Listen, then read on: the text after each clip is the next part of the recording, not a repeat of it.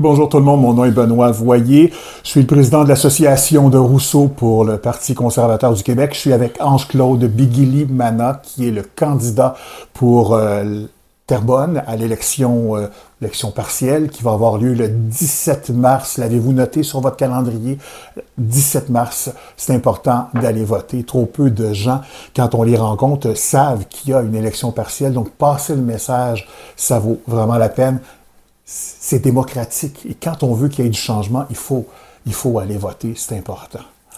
La famille, Claude, c'est vraiment quelque chose qui est vraiment très important. Tu as des enfants, tu as trois enfants, on ne se cachera pas. La plus vieille a 12 ans, je pense. Oui, exact. Qu'est-ce que tu veux faire pour les familles? Pour la famille, en fait, moi, je dis souvent, une société sans famille, on aurait beau vouloir un pays Québec, mais si on n'a pas de famille, le pays ne fera pas fort et il va pas être très fort. Donc, la famille, c'est très important. Ce que je remarque de plus en plus dans mes implications sociales, Benoît, c'est la cassure au niveau familial. Il y a de moins en moins de l'importance à la famille. Nos jeunes Québécois, les gens de ma génération, je vais parler, font de moins en moins d'enfants. Ils ont peur de faire d'enfants parce que ça coûte très cher. Ça, c'est un des enjeux. Ils disent, mais je vais faire quoi pour leur payer? Pour payer, j'arrive même pas à me payer une maison. Donc, c'est vraiment l'enjeu majeur pour le Québec. Je pense que le taux de natalité, il tourne autour de 1 point quelque chose. On se renouvelle même pas. Une chance qu'il y a des immigrés comme toi qui arrivent ici et qui font des enfants. Tout à fait, tout à fait. Mais j'en ai fait assez pour le Québec. Okay. J'ai fait ma part. Moi, j'encourage tout le monde à faire comme moi. Oui. 1 ou 2, ça serait vraiment merveilleux. Mais 1, c'est pas suffisant. 2 minimum, là, ça serait bien. Pour ceux qui si le bon Dieu aussi nous les accorde, parce que c'est une chance de les avoir, hein, c'est beau cadeau du ciel, c'est le meilleur cadeau du ciel. Bon, pour revenir à la famille, c'est très important de reconstituer l'arbre familial québécois. La cellule de base. La cellule de base. On l'a oublié, hein, on voit de plus en plus certains grands-parents qui donnent l'argent aux enfants. Ah, mais vous savez quoi? Ah, ma fille, là, ou mon garçon, là. Regarde, moi, je pas le temps. Je te donne l'argent. Moi, j'ai pas la patience pour les petits-enfants. Je te donne l'argent, fais ce que tu veux. Non. Non, non. Il va falloir se reconstituer comme famille, la cellule familiale, redonner l'importance de la vie de couple. Ouais.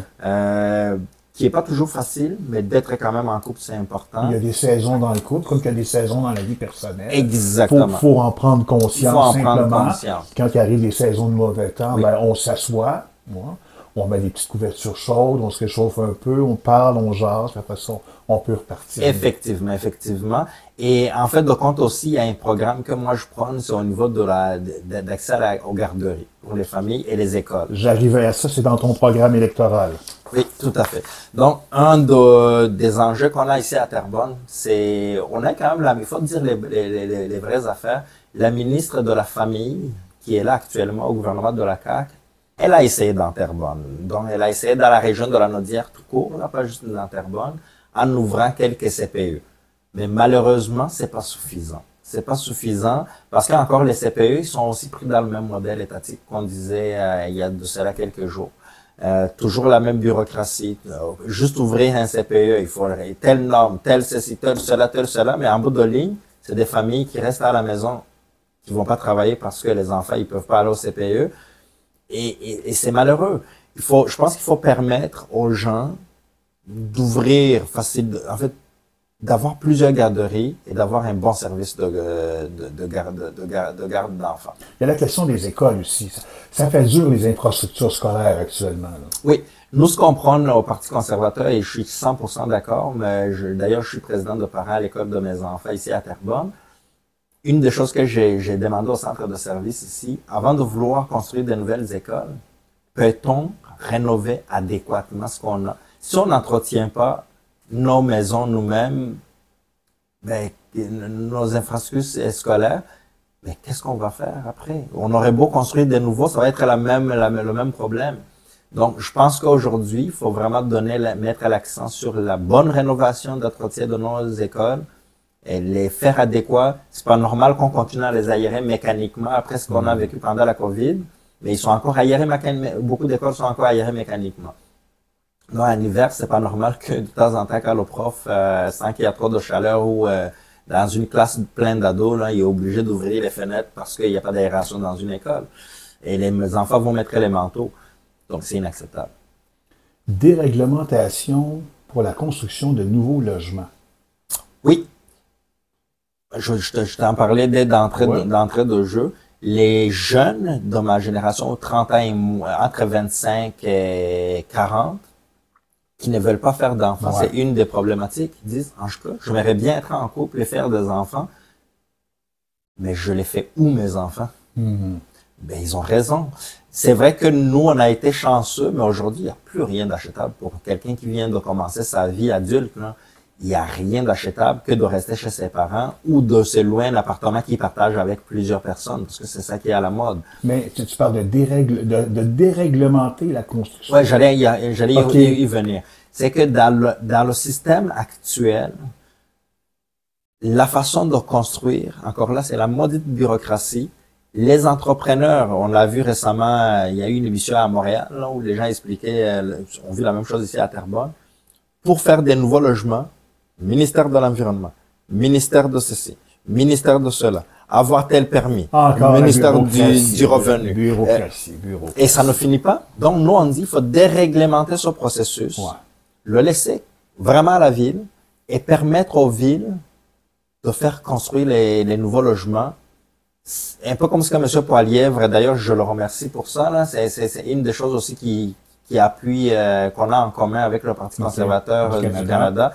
C'est vraiment de déréglementer ce processus-là pour que ça soit plus simple à nos entrepreneurs de construire. Je connais un entrepreneur qui a acheté un terrain où il voulait bâtir un 50 logis. Jusqu'à aujourd'hui, il n'a pas encore son permis. Et le terrain, pendant ce temps, le terrain, il est logé pour le moment par les grenouilles. Triste, hein? Triste. Donc, quand tu vas être député, le 17 mars, tu t'attaques à ça? Je m'attaque à ça en collaboration avec les administrateurs locaux. Donc, moi, je pense que le maire de Terrebonne, entre autres, va être notre allié. C'est de ça que vous aviez parlé à votre première rencontre? Entre autres, oui, tout à fait. C'est un sujet qui a été abordé dans notre première rencontre. Et parlant de la famille, il y a aussi de l'éducation. Il y a aussi un autre enjeu que je vois beaucoup ici à Terrebonne. Terrebonne, c'est la 4e ville de la communauté métropolitaine montréalaise. Donc, c'est inacceptable qu'on n'a pas encore un pôle universitaire à Terrebonne. Et le maire, il travaille sur le dossier, les gouvernements lui ont promis, etc. Mais on n'a pas encore vu le jour le quartier. J'ai pas encore vu de pelleté de terre. Et ça, on le sait que ça va aider à la qualité de la vie des familles. Ça va oui, permettre aux jeunes de pouvoir rester ici à Terrebonne. Exactement. Ça va éviter l'exode vers les grandes villes, Montréal et Laval et autres. Donc, ou Trois-Rivières. Donc, c'est un projet que j'appuie énormément et j'appuie le maire, les demandes du maire de ce côté-là. Ce projet-là il aurait lieu, je pense, dans le coin de l'hôpital, je pense. Exactement, pas loin de la Gardère, pas loin de Costco, entre le secteur Costco et l'hôpital Le Gardère. Le 17 mars, tu deviens député, donc tu vas travailler là-dessus. Je vais travailler avec le maire pour pouvoir aller de là. Donc le 17 mars, n'oubliez pas, on va voter, c'est important. Élection partielle dans Terrebonne. Nous, on continue la conversation demain. Soyez là.